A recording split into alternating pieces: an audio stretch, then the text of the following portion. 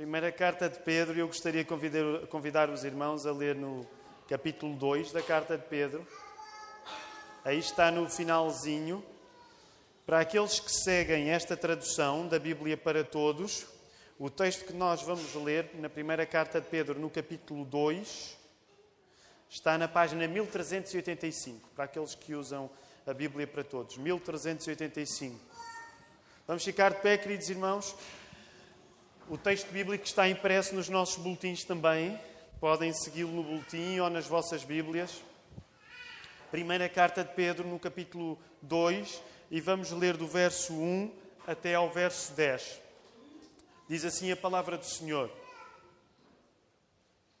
Despojando-vos, portanto, de toda a maldade e dolo, de hipocrisias e invejas e de toda a sorte de maledicências, desejai ardentemente, como crianças recém-nascidas, o genuíno leite espiritual, para que por ele vos seja dado crescimento para a salvação.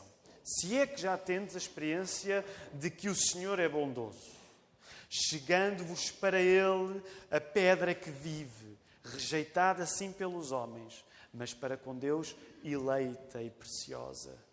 Também vós mesmos, como pedras que vivem, sois edificados casa espiritual, para serdes sacerdócio santo, a fim de oferecerdes sacrifícios espirituais agradáveis a Deus por intermédio de Jesus Cristo. Pois isso está na Escritura: eis que ponho em Sião uma pedra angular, eleita e preciosa, e quem nela crer não será de modo algum envergonhado. Para vós outros, portanto, os que credes, é a preciosidade, mas para os descrentes, a pedra que os construtores rejeitaram, essa veio a ser a principal pedra angular, e pedra de tropeço e rocha de ofensa. São estes os que tropeçam na palavra, sendo desobedientes, para o que também foram postos. Vós, porém, sois raça eleita, sacerdócio real, nação santa, povo de propriedade exclusiva de Deus, a fim de proclamardes as virtudes daquele que vos chamou das trevas para a sua maravilhosa luz. Vós sim, que antes não erais povo, mas agora sois povo de Deus. Que não tinhas alcançado misericórdia, mas agora alcançastes misericórdia. Podemos ficar sentados. Os meus olhos não me enganam. Eu vi a entrada do irmão Jader e da irmã Ela. No final queremos orar por vós. Não sabíamos que já estavam regressados a Portugal. Que bom. Vai fazer um ano desde que partiram. Mas ainda é bom voltar a ver. No final vamos pedir que possam vir cá à frente para nós orarmos por vós. O nosso coração fica satisfeito com isto. Esta manhã, queridos irmãos, gostava de vos falar neste texto, na primeira carta que Pedro escreve. E não vou versículo a versículo. Aliás, gostava que a nossa reflexão desta da manhã pudesse encontrar-se com outro texto bíblico que já veremos mais à frente. Deixem-me só dizer isto porque não quero estar a amassar os irmãos com um grande relatório da semana que tive, mas seria um grande descuido se não dissesse aos irmãos que esta semana fui tão abençoado na Conferência Bíblica lá em Água de Madeiros. Alguns dos irmãos sabem. Nós, nos últimos 3 anos, a família Cavaco tem conseguido estar nesta Conferência Bíblica, que é um acampamento onde geralmente se chamam algumas pessoas e têm vindo irmãos do Brasil, sobretudo. Então, esta semana tínhamos o pastor Valdemar Crocker, que já se tornou um amigo da nossa família, que veio do Brasil. Ele é de uma igreja menonita. Mas tínhamos também o Alcir, que está a trabalhar no seminário, o Alcir Souza, e pela segunda vez tínhamos o pastor Luís Saião, da Igreja Batista Nações Unidas, no Brasil. E foi uma benção tão grande, foi uma grande benção. E eu não vou estar a fazer nenhum resumo aos irmãos, mas há aquelas pessoas que nós às vezes conhecemos, e o pastor Luís Saião é destas, e nós temos a noção que homens daqueles conhecemos 3 ou 4 na vida, se tanto. Homens tão dentro da palavra, de uma simplicidade tão grande, mas com uma capacidade tão profunda de pregar a palavra. E foi uma inspiração. Portanto, os irmãos, aqueles que navegam na internet, usem o vosso tempo, à semelhança do que nós fazemos aqui na Lapa. A Igreja Batista Nações Unidas coloca as mensagens no YouTube. Portanto, depois podem procurar Luís Saião, escreve-se S-A-Y-A-O, com um acento... como é que se diz? O acento o til, claro que sim. O til em cima do A. Como é que eu me pude esquecer do til? Então, quando tiverem tempo livre e puderem ouvir uma mensagem, Pastor Luís Saião. Foi uma bênção esta semana. O meu propósito nesta manhã é o seguinte: irmos até este texto que acabámos de ler, na primeira carta de Pedro, no capítulo 2, 1 a 10, e falarmos acerca do tipo de relação que nós devemos ter com Cristo, que é uma pedra. Okay? Cristo é descrito como uma pedra. Já vamos ver o que é que isto quer dizer. Que tipo de relação é que nós devemos ter com Cristo, que é uma rocha, que é uma pedra, e a partir daí, do facto de Cristo ser uma rocha, de ser uma pedra, que tipo de pedras é que nós devemos ser? Somos chamados a ser pedras também. O título desta mensagem chama-se Pedras Vivas por causa disso. Deixem-me partilhar uma coisa. Um dos aspectos que hoje, no século XXI, quando nós pregamos sobre um texto como este, todos nós sabemos o que é pedra, todos nós conseguimos perceber a ideia de que a pedra é uma ideia de firmeza, mas é verdade que nós, como já vivemos numa cultura onde quando é preciso construir alguma coisa sólida, é o betão que serve, é o cimento que serve, de alguma maneira, a força da ideia daquilo que a pedra é um bocadinho mais frágil do que era há 2000 anos, quando o apóstolo Pedro falava. Claro que quando nós vamos aos velhos monumentos, e graças a Deus Portugal está cheio de velhos monumentos, nós conseguimos apreciar a força que uma pedra continua a ter. Um exemplo, e já lá não vou há algum tempo, mas por exemplo para aqueles que já visitaram o convento de Mafra. Nós apreciamos a dimensão daquelas pedras. Para aqueles que leram, não sei se leram, o livro do escritor José Saramago, lembram-se do Memorial do Convento? Alguns ficaram, se calhar, cansados das grandes descrições, das grandes pedras que demoravam a chegar até Mafra. Mas esse livro, e eu pessoalmente gosto muito desse livro, é o meu livro preferido de José Saramago, o Memorial do Convento, tem um final muito bonito, que eu quando li fiquei deslumbrado com o final desse livro. Não vou ler, leiam. Mas uma das coisas que nos impressiona é que para construir alguma coisa realmente forte eram precisas grandes pedras. Nós hoje, que vivemos na cultura que constrói sobretudo com o cimento ou sobretudo com o betão, e depois os arquitetos e os engenheiros civis podem me corrigir se eu estiver a falhar em alguma coisa, perdemos por um lado a força da imagem daquilo que é pedra. E eu gostava de voltar a chamar a atenção para o hino que nós cantámos. Eu não combinei isto com o Ricardo, portanto vou dar-lhe algum trabalho que não estava combinado. Mas nós cantámos hoje Nossa Morada na Rocha Está. E eu gostaria que rapidamente pudéssemos só colocar de volta na letra deste hino algumas das coisas que estão a ser ditas. Sabem, queridos irmãos, uma das coisas que se tem perdido é que para aqueles que cresceram numa igreja batista, antigamente só se cantavam hinos do cantor. Não era? Era quase como o cantor estivesse ao mesmo nível, quase, da Bíblia. Ora, depois vieram novas gerações que, graças a Deus, trouxeram outros cânticos. E nós, na nossa igreja, tentamos fazer um equilíbrio, porque os hinos do cantor são bonitos, mas não temos nenhum pacto de só podermos cantar hinos do cantor. Então, por causa disso, cantamos hinos do cantor, também tentamos cantar cânticos novos. Mas uma das coisas que é interessante nos hinos do cantor é que, de um modo geral, eles foram hinos que nós herdámos, sobretudo de Inglaterra e dos Estados Unidos, também alguns do Brasil, mas eram hinos que tinham sempre um propósito, vamos dizer, usar a palavra catequético, de ensinar, catequesis.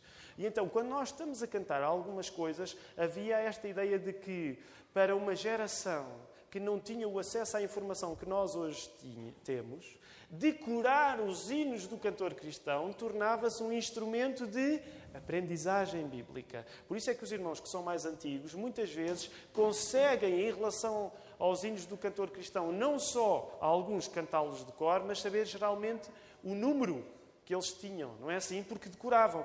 E nós temos de perceber a força que isto era numa sociedade que não tinha computadores e o Google sempre à mão. Portanto, as pessoas tinham de decorar letras de canções para que algumas das coisas que eram ensinadas na igreja durante a semana continuassem a ficar na nossa mente e no nosso coração. Rapidamente, eu não quero perder muito tempo, até porque nós ainda não pregamos a partir dos hinos do cantor. Mas gostava que tivéssemos atenção em algumas das coisas. E por isso o Miguel escolheu, porque sabia que o texto ia ser para aí. Vamos rapidamente só às estrofes para nós percebermos algumas das coisas que estão a ser ditas. O hino começa com uma pergunta. Às vezes não está lá o ponto de interrogação nos hinos e nós não nos apercebemos. Mas ele faz uma pergunta que é: se tu vais construir uma casa a sério, que tipo de alicerce é que vais usar? Sabes? E eu estou a parafrasear, à medida que os irmãos veem a letra. Sabes que tens de construir uma casa pronta para o bom tempo, como pronta para o mau. E quando nós cantamos este hino, nós lembramos, espera aí, esta linguagem eu já vi em algum lado, não é? Precisamente quando na Bíblia fala na casa construída sobre a areia por contraposição à casa construída na pedra. E reparem, vamos continuar. Temos precisamente a referência à areia. Como faz a areia na fundação, fazem nossas obras na salvação. Eu estava a cantar e estava a perguntar, o que é que isto quer dizer? O que é que isto quer dizer? Como faz a areia na fundação, fazem nossas obras na salvação. E dou-me uma oportunidade, em poucos segundos. Alguém tem uma ideia acerca do que é que isto quer dizer no hino do cantor cristão? Ou nós cantamos sem perceber? É melhor não perguntar, é um grande mistério. O que é que isto quer dizer?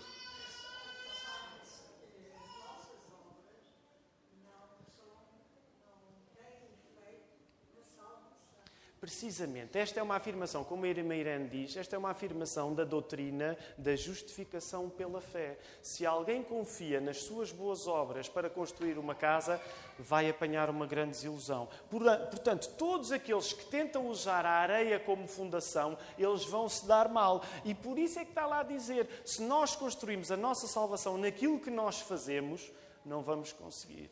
Portanto, reparem, de uma maneira simples, o que este hino do cantor está a dizer é justificação pela fé. Se tu confias naquilo que fazes para te salvares, tu não vais chegar a um bom sítio. Pois há alguém que só em si mesmo crê, no Senhor Jesus ainda não tem fé. Depois temos o refrão, nossa morada. Aliás, entra aí o refrão, não é? Nossa morada na rocha está, firme e segura ela ficará. Quando o temporal contra ela dar, há de resistir todo o seu poder. E eu quero só chamar mais a atenção ainda para uma coisa na letra desta canção. Deste hino, é que ele não desvaloriza o papel das obras. Agora chegava aqui um católico romano e dizia, pois, sempre a dizer mal das obras, isto assim ser cristão é fácil, não é? Ninguém precisa de fazer nada, é tudo aqui uma coisa cá dentro na cabeça e ninguém precisa fazer nada. Reparem que o hino trata dessa questão também. Vamos avançar.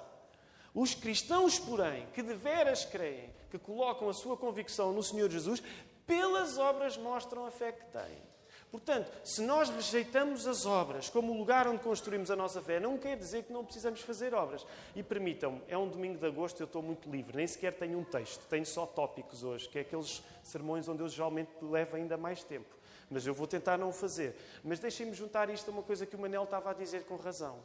Nós estamos aqui, eu não estou cá para pregar sobre o Serve the City, mas já viram este grande paradoxo, que é a ideia de nós vamos servir os outros e temos de pagar ainda para isso? O quê? Eu tenho de ir pagar, eu vou ter de ir lavar a louça, eu vou ter de pôr a mesa, eu vou ter de servir as pessoas e ainda tenho de pagar para isso? Já viu? Já viu bem? Porque é o mesmo que o Senhor Jesus fez por nós. Deus Pai enviou o seu Filho, saiu-lhe do bolso para que nós pudéssemos ser salvos. Claro que isto não sai do bolso, queridos irmãos, mas servir sai sempre do bolso, porque servir na cruz foi aquilo que pagou os nossos pecados. Só ainda existir uma coisa que o Manel disse bem. Para algumas das pessoas... Onde é que está o Manel? Saiu. Está ali. Para algumas das pessoas, e deixem-me fazer esta ênfase. Para algumas pessoas, hoje em dia, é mais fácil nós convidarmos-las para trabalhar a favor dos pobres do que chamá-las para vir lá à igreja. É verdade. Portanto, seja espiritualmente atrevido a fazer este convite a alguns dos seus amigos.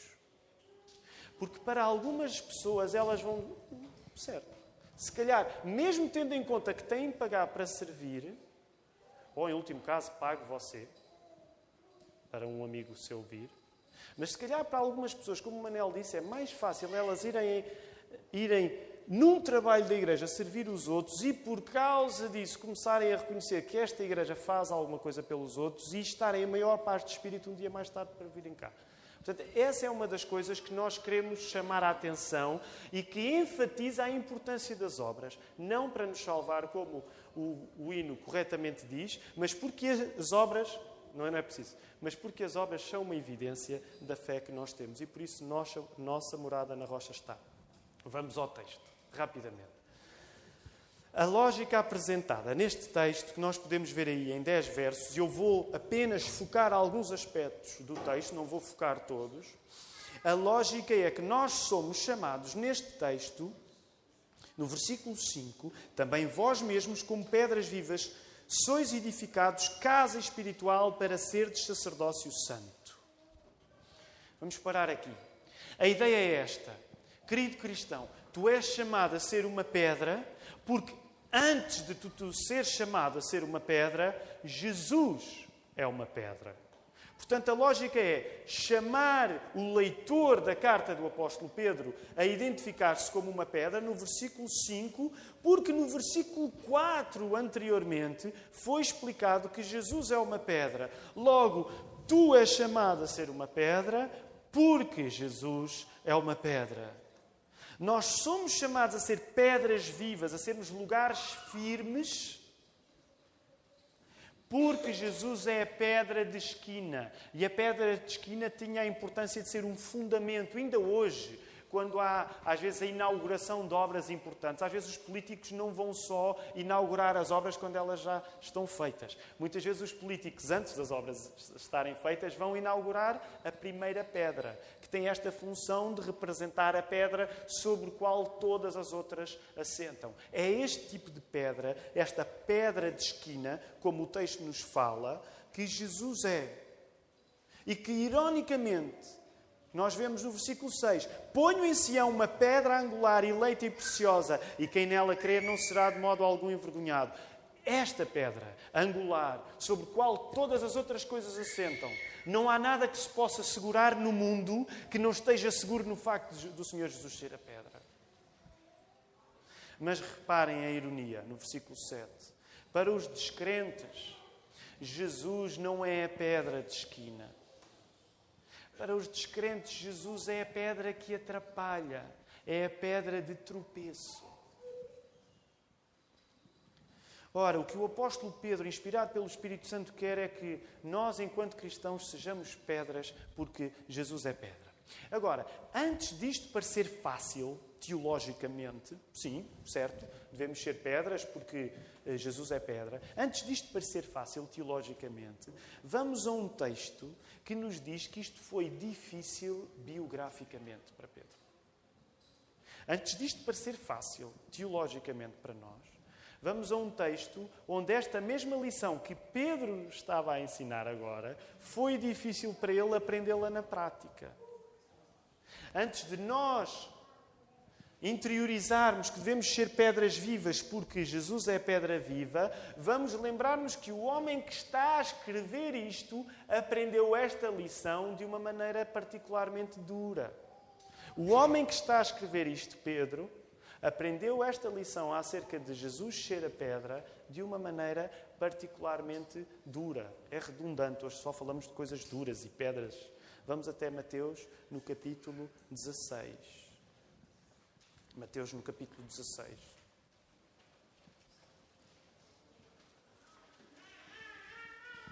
Para quem estiver a usar esta Bíblia, a Bíblia para Todos, é aí página 1108. 1108. Mateus capítulo 16. Os irmãos já estavam a pensar nesse texto? Já tinham pensado nisso, na relação especial que existe? Eu vou ler rápido, do versículo 13 até ao versículo 23. Já há tantas vezes que lemos este texto. É um texto que eu pessoalmente gosto muito. Diz assim, Mateus 16, 13 a 23. Estou a ler na tradução de João Ferreira de Almeida. Indo Jesus para os lados de Cesareia de Filipe, perguntou a seus discípulos: quem diz o povo ser o Filho do Homem? Eles responderam: uns dizem João Batista, outros Elias, outros Jeremias e algum dos profetas. Mas vós, continuou Jesus, quem dizeis que eu sou? E respondendo Simão Pedro disse: Tu és o Cristo, o Filho do Deus vivo. E então Jesus lhe afirmou: Bem-aventurado és Simão Barjonas, porque não foi carne e sangue que te revelaram, mas meu Pai que estás nos céus. E também eu te digo que tu és Pedro, e sobre esta pedra edificarei a minha igreja, e as portas do inferno não prevalecerão contra ela. Dar-te-ei as chaves do reino dos céus, e o que ligares na terra será ligado nos céus, e o que desligares na terra será desligado nos céus. E então advertiu os discípulos que a ninguém dissessem ser ele o Cristo. E desde esse tempo, começou Jesus Cristo a mostrar aos seus discípulos que lhes era necessário seguir para Jerusalém e sofrer muitas coisas dos anciãos, dos principais sacerdotes e dos escribas, ser morto e ressuscitado no terceiro dia. E Pedro, chamando-o à parte, começou a reprová-lo, dizendo: Tem compaixão de ti, Senhor. Isso de modo algum te acontecerá. Mas Jesus, voltando-se, disse a Pedro: Arreda, Satanás, tu és para mim pedra de tropeço, porque não cogitas as coisas de Deus, e sim das coisas dos homens. Já viram a relação tão bonita que existe entre este texto e o texto que Pedro a seguir escreve? Pedro não estava a ser inspirado pelo Espírito Santo para escrever coisas que não lhe tinham custado. Quando os cristãos leem Pedro a falar sobre ser pedras, devem-se recordar do que é que isto custou na prática a Pedro. E quero-vos chamar para aqueles momentos que muitos de nós estamos habituados a encontrar neste texto. O primeiro momento onde Pedro acerta na mousse.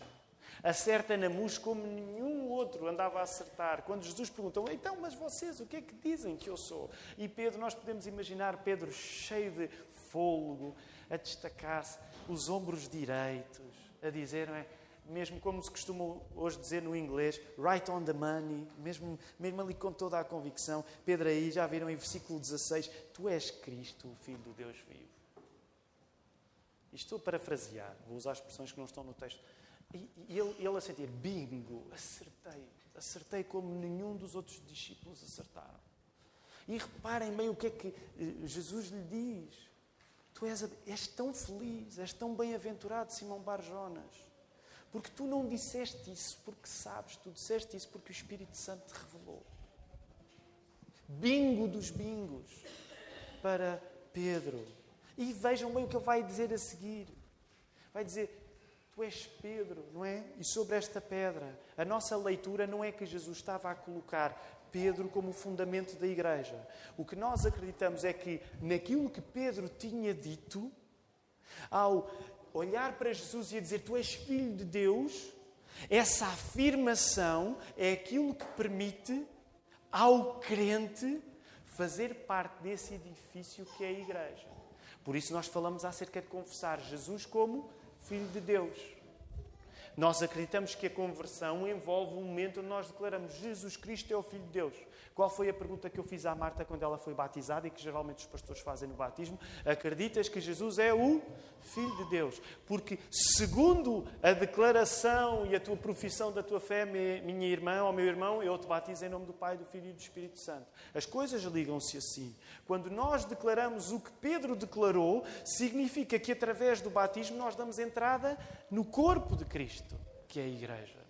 E por isso o Senhor Jesus disse: nem as portas do inferno podem prevalecer contra a igreja. Imaginem Pedro, tão cheio de si mesmo, se calhar. A Bíblia não nos diz isso. Claro que no segundo momento, o Senhor Jesus diz: encerrada esta lição, eu passo para a próxima. E a próxima é que eu preciso de morrer. Pedro, que estava no auge da sua autoestima de discípulo, chama Jesus à parte e diz: Jesus, sinceramente, então depois de um momento onde nós estamos tão bem, e eu ainda por cima estou a perceber isto tão bem, tu agora vens estragar o momento a dizer que precisas de morrer. E reparem os detalhes. Os irmãos já me ouviram muitas vezes a falar neste texto, que é um texto que eu gosto especialmente, mas reparem nos detalhes. Versículo 22. Queridos irmãos, se o Senhor Jesus nos corrigisse, ou melhor, se nós na igreja nos corrigíssemos hoje, como o Senhor Jesus corrigiu os discípulos, as pessoas tinham medo de vir à igreja. Sabem porquê? Porque quando Pedro vai ter com Jesus, Pedro tem pelo menos o bom senso de o corrigir à parte. Imaginem, o discípulo todo inchado vai corrigir o mestre. O discípulo acertou, não é? Ele estava cheio de si mesmo, vai corrigir o mestre. Mas teve pelo menos o bom senso de chamar o mestre à parte. Que é aquilo que eu digo aos irmãos que devem fazer quando alguém está a ensinar. Chamam à parte se a pessoa falhar e dizem, olha, atenção, isto não está certo. Pedro fez bem nisso. Agora reparem a maneira como Jesus corrige Pedro. É terrível, não é? Jesus vira-se para o grupo inteiro e corrige Pedro à frente de toda a gente. Ele reprovaria em qualquer cadeira de pedagogia moderna, provavelmente. Temos aqui uns quantos professores. Esta coisa do aluno estar a ser corrigido em frente àquelas pessoas todas, e reparem a dureza com que Jesus corrige. O que é importante nós percebermos no assunto das pedras é o seguinte, queridos irmãos. Se num primeiro momento, Pedro, aí entre os versículos 16 e 17, Pedro é visto como uma pedra de bênção, uma pedra de fundamento, no sentido em que ele declara o fundamento da igreja. Reparem que no segundo momento, onde ele se deu ao luxo de corrigir Jesus, e Jesus agora corrige-o à frente de todos, o que é que Jesus diz que ele é? Jesus diz que Pedro passa de pedra de bênção a ser uma pedra de tropeço. Num espaço tão curto de tempo, Pedro passou de pedra de bênção para pedra de maldição. Sabem, esta também é uma das razões pelas quais nós achamos que o princípio da primazia de Pedro sobre os outros discípulos não faz sentido. Se Pedro fosse mais importante que todos os outros apóstolos, como é que ele podia passar do momento em que Jesus diz uma coisa tão boa para ele, para a seguir em que Jesus diria ao suposto chefe da igreja que lhe chama Satanás? Não é congruente. E o Novo Testamento mostra que não é congruente. Porque é verdade que os apóstolos tinham uma autoridade especial, mas quando Paulo é feito apóstolo, porque Jesus lhe apareceu no caminho para Damasco, Paulo passa a ter uma autoridade semelhante à de Pedro. Por isso nós rejeitamos a ideia de que Pedro foi Papa. Pobre Papa, que ouvisse Jesus a dizer-lhe isto. Reparem, no primeiro momento, quando Pedro percebeu quem Jesus era, ele é pedra de bênção. No segundo momento, ele é pedra de maldição. Por detrás, vamos voltar à primeira carta de Pedro. Por detrás de um ensino acerca de Cristo, tem de estar uma experiência com Cristo. Para que nós possamos ser inspirados por aquilo que diz a primeira carta de Pedro, nós temos de perceber a importância na história pessoal. Por isso é que nós acreditamos que todos os cristãos têm de ter uma experiência de conversão. Porque nós só podemos querer as boas coisas do cristianismo quando tivermos uma experiência pessoal com Cristo. Agora, quero rapidamente chamar só atenção para mais dois aspectos no texto. Há o risco de nós lermos estas coisas na primeira carta a Pedro, no capítulo 2, 1 a 10, como base daquilo que nós devemos ser. E é verdade. Os irmãos já repararam, por exemplo, que é aí que se diz, nós gostamos muito deste texto aí, no versículo 9. Vós sois raça eleita, às vezes geração eleita, em algumas traduções, sacerdócio real, nação santa, povo de propriedade exclusiva de Deus, a fim de proclamardes as virtudes daquele que vos chamou das trevas para a maravilhosa luz. Já repararam que é interessante o modo como a ideia de sacerdote, rei e profeta volta a estar aqui, da mesma maneira que quando nós, lembram-se, há alguns tempos, estudámos a questão do descanso e de sermos criaturas para tomarmos conta da criação com uma postura de sacerdotes, reis e profetas. Ora, a tendência dos cristãos é lerem este versículo 9 em particular e dizer assim, que coisa boa, eu posso ser estas coisas. Eu posso ser geração eleita, eu posso ser sacerdócio real, eu posso ser nação santa, eu posso ser propriedade exclusiva de Deus.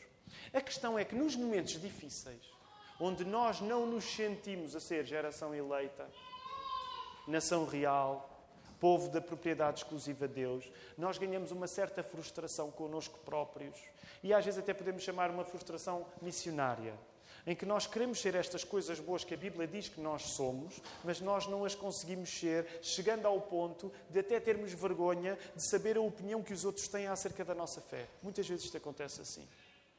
Mesmo enquanto igreja, muitas das vezes nós perguntamos ao Senhor até que ponto é que eu posso levantar a minha cabeça de manhã, tendo em conta que faço parte de uma comunidade que abre a Bíblia e é chamada a fazer coisas, mas eu sinto que há tanta coisa que ainda não estamos a fazer.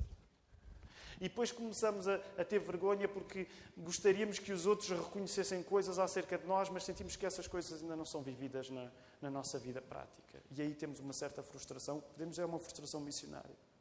Agora, deixem-me dizer a palavra de esperança no meio desta frustração.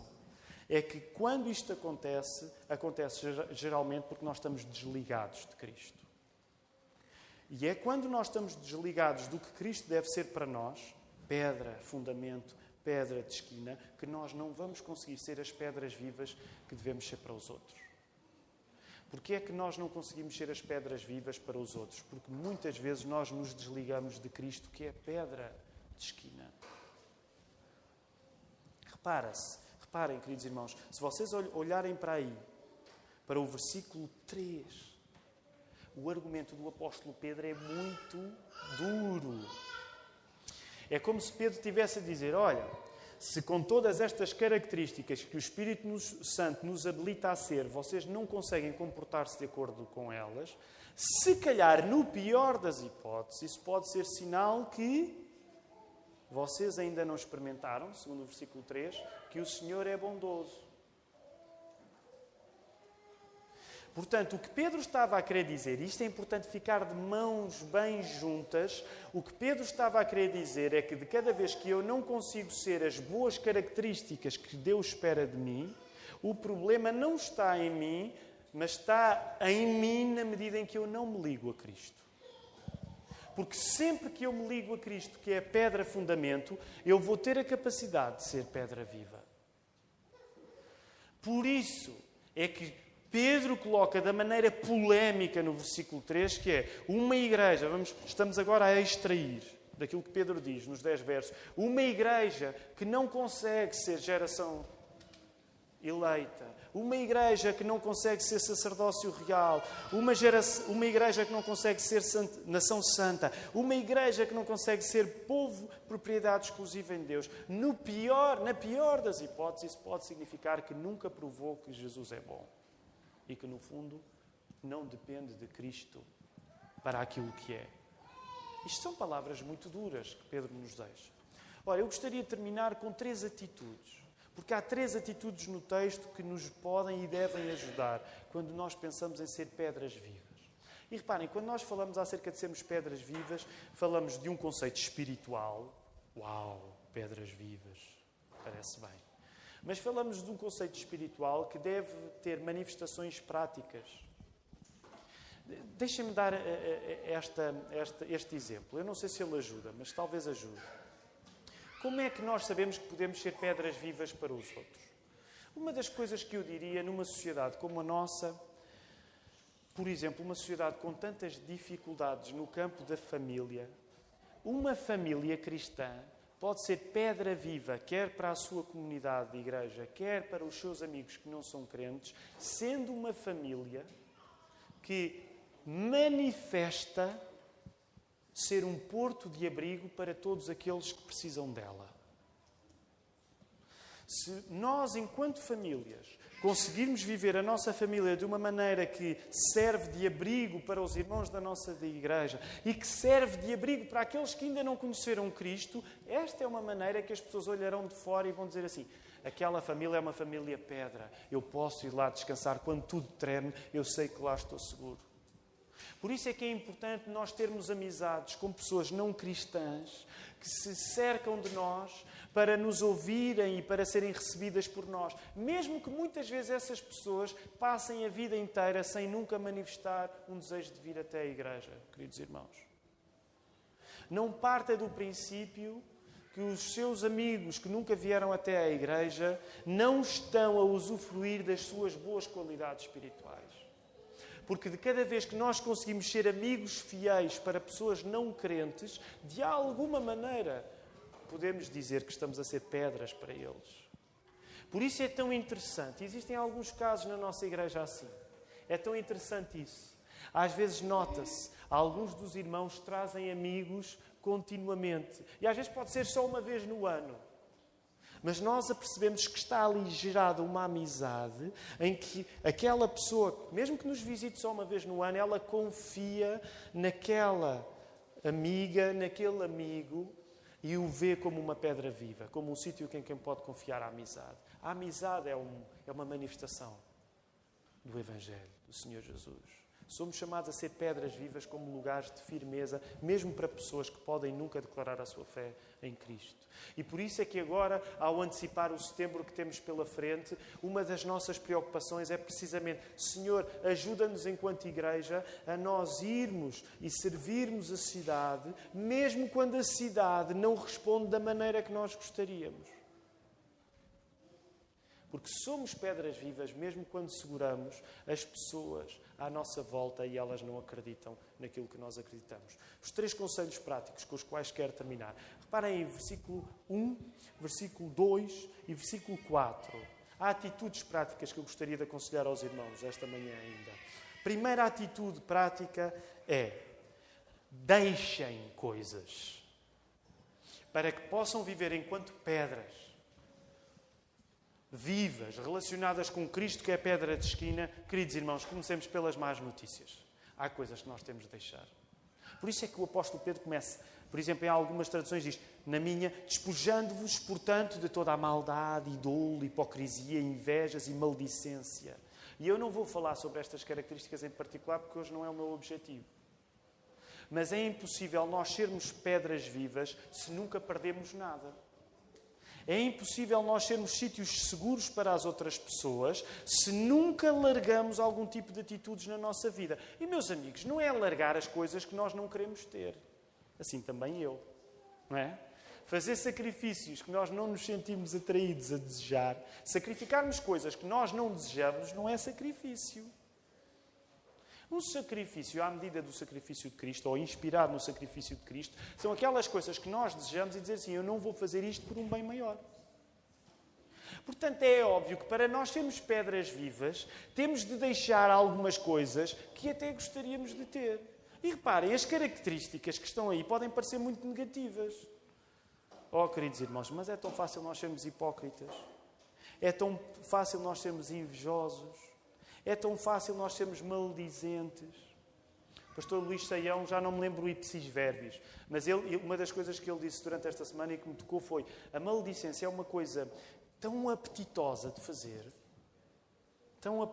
fazer, porque no momento em que nós falamos mal de alguém, mesmo que nós achemos que não estamos a falar mal de alguém, mas no momento em que nós falamos mal de alguém, é como se aquele pecado daquela pessoa sobre o qual nós estamos a falar nunca tivesse batido à nossa porta. Então nós sentimos-nos naturalmente mais santos, porque eu estou a falar de uma pessoa que é pior do que eu em algum aspecto. E é óbvio que isso nos dá um certo prazer, porque mesmo o cristão, quando fala mal de alguém, ele está-se a sentir um bocadinho melhor do que a pessoa de quem está a falar mal. E a maldicência, nesse sentido, é completamente atraente. O grande milagre que a Bíblia nos sugere é ficar calado. Isso sim, só com o poder do Espírito Santo é que às vezes nós conseguimos ficar calados. E por isso, quando nós queremos ser a pedra viva, nós começamos a dizer: eu não vou fazer aquilo, eu não vou para aquele lugar. Não é? Os irmãos já me ouviram dizer isto. Por exemplo, neste campo da maldicência. Oh, queridos irmãos, há eventos que nós sabemos que quando vamos acabar a falar mal de alguém. Há uma solução radical. É não ir ao evento. E dorme à noite sem ter cometido o pecado da maldicência. Às vezes há um tipo de convívio que nós temos entre nós que, não sendo mal intencionado, como nós relaxamos todos e tal, ficamos descontraídos, somos latinos, comemos, bebemos e começamos a falar, a língua começa-se a soltar, e eu estou descontraído e tu estás descontraído, estamos todos descontraídos, quando já estamos a fazer uma observação que se calhar... E por aí fora. Portanto, o que o apóstolo Pedro estava a dizer é que vocês, para serem pedras vivas, há coisas que têm de deixar. Agora, segunda coisa, há coisas que têm de desejar. Reparem o versículo 2. Desejai ardentemente, como crianças recém-nascidas, o genuíno leite espiritual, para que por ele vos seja dado o crescimento para a salvação. Desejem coisas, é o que o apóstolo Pedro está a dizer. Enquanto igreja, nós falámos acerca disto na semana passada. Uma das coisas que nós temos continuamente de desejar, meus queridos irmãos, é amar-nos uns aos outros. Nós temos de desejar amar-nos. Não é amarmos-nos apenas enquanto a vida nos corre bem, porque isso é fácil. Mas é nós termos desejos em que eu tenho o desejo de amar aquela pessoa. Então, mas é porque estás apaixonado por ela? Não, é pelo contrário. É porque eu não me dou bem com ela. Mas como eu sei que não me dar bem com esta pessoa é o contrário da mensagem de Cristo na minha vida, eu preciso pedir a Deus que eu ame aquela pessoa. E por isso é que Jesus, vejam bem, chegou ao ponto de dizer até, vocês têm de amar inclusive os vossos inimigos. Portanto, nós temos de desejar coisas. Este é um exercício que eu vou estar a encorajar os irmãos, se Deus quiser, no próximo quadrimestre, a que quando algumas perguntas nos são feitas, nós tenhamos respostas. E uma das perguntas que eu gostaria que nós, enquanto igreja, tivéssemos respostas, era esta. O que é que vocês desejam enquanto igreja? E nós pensámos em coisas práticas assim. Nós desejamos amarmos uns aos outros. Porque o Senhor Jesus disse que isto era um sinal de qualidade. Nós desejamos acolher bem as pessoas. Nós desejamos ser sérios e consistentes naquilo que fazemos com o nosso trabalho. Nós desejamos ser uma igreja que deseja coisas em concreto. Uma igreja que as pessoas se percebem que deseja mesmo coisas. Não é só uma igreja que foge de coisas. É importante fugir das coisas más, mas é importante ter o coração aceso. O último aspecto, versículo 4. Como é que isto acontece? Como é que eu posso deixar algumas coisas e desejar outras coisas? Queridos irmãos, sabem como é que isto acontece? Pelo que diz o versículo 4. Quando nós nos chegamos para Ele, a pedra que vive, rejeitada assim pelos homens, mas para com Deus eleita e preciosa. Se a pedra é eleita, nós desejamos. Se a pedra é preciosa, nós desejamos. A pedra angular é Cristo. Logo, nós temos de desejar Cristo. Nós temos de nos achegar a Cristo. Qual é uma das características que nós, enquanto igreja, temos de ter quando as pessoas nos perguntarem o que é que vocês desejam enquanto igreja? Nós desejamos a chegar a Cristo. Nós desejamos terminar cada dia da nossa vida a amar mais Jesus do que quando começamos. Já pensou se fizesse este exercício diário de chegar ao final do seu dia e pensar assim, será que eu hoje estou a amar mais Cristo do que hoje de manhã? Para aquelas pessoas que têm mau feitio a acordar é fácil, não é? Porque como acordam com tão mau feitio, sentem que quando vão para a cama estão um bocadinho melhores do que quando acordaram. Mas isso não vale, não é? A ideia é nós pensarmos, será que no final deste dia eu terminei a desejar mais ver o rosto do Senhor Jesus do que quando comecei? E claro, por isso é que é importante, e por isso somos uma igreja que martela tanto neste assunto, por isso é que é importante descansar bem. Porque quando nós não descansamos bem, no final do dia nós não pensamos em amar coisa nenhuma. Só pensamos em amar a nossa cama. Por isso é que temos de descansar. Para quando chegamos lá, dizer assim, eu vou descansar. Podemos amar a nossa cama na hora de nos irmos deitar. Mas de pensar assim, eu vivi de uma maneira que, pela graça de Deus, eu acabo este dia a amar mais o Senhor Jesus do que quando comecei. São estas as coisas, entre várias, que nós temos de fazer. Deixar algumas coisas, desejar outras e, em tudo, a chegar-nos mais a Cristo. Que o Senhor nos ajude.